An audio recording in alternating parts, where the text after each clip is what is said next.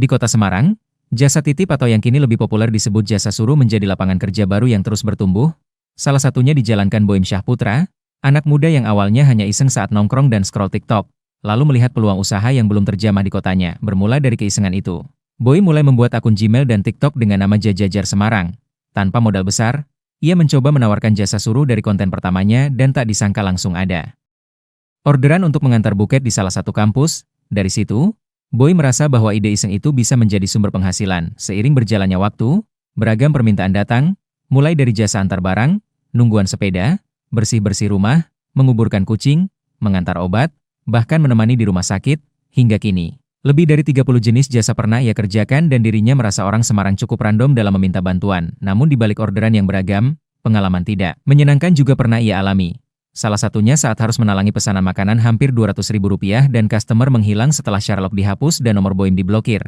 Ada pula order SKCK yang terpaksa zonk karena syarat tidak terpenuhi dan customer menolak memberikan ganti biaya bensin.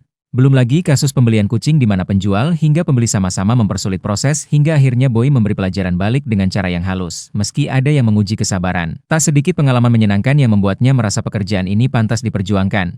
Dalam sehari, ia bisa mengerjakan 5 hingga 25 job dengan penghasilan mulai dari Rp20.000 sampai Rp800.000 per hari. Pernah pula tanpa diduga ia muncul di live salah satu seleb jualan dan tiba-tiba ada yang memberikan uang sebagai apresiasi. Usaha ini awalnya ia jalani sendirian.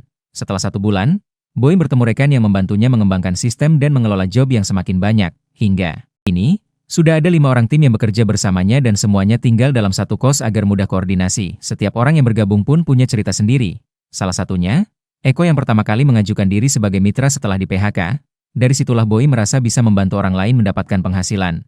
Baginya, itu adalah bagian paling berharga dari jasa suruh. Untuk saat ini, Boim memilih memfokuskan jasa suruh di Semarang saja meski sudah banyak yang meminta dibukakan cabang di kota lain.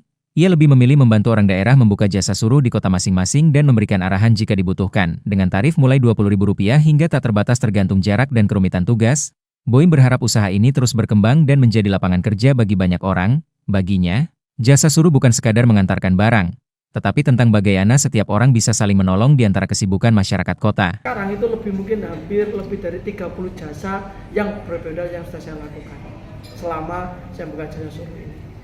Untuk bervariasi sih Kak setiap hari. Nah rata-rata mungkin yang seperti saya lakukan tuh paling sedikit tuh 5 orderan, paling banyak bisa lebih dari 20, bahkan mungkin hampir 30 job dalam satu hari. Makanya kadang dalam satu hari itu kita nggak pulang kok. Jadi semisal nih saya baru ngantar teman ngantar, kamu stand by dulu ini ada yang WA, nanti kalau deal kamu langsung berangkat. Jadi nggak pulang pergi kos. Kalau pulang pergi kita banyak itu bolak-balik ke bensin. Jadi tak stand by sebentar, lanjut lagi gitu sih. Sampai mungkin paling banyak lebih dari 25 lah job dalam satu hari. Rata-rata yang order itu dari sisi orang pekerja dan juga mungkin dia punya usaha bisnis.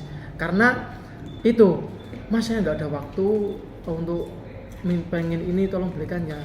Seperti sih kayak orang-orang Semarang tuh banyak kan mungkin sibuk dengan pekerjaannya. Nah, makanya saya punya slogan, waktu Anda berharga biar kita yang bekerja. Seperti itu di Semarang.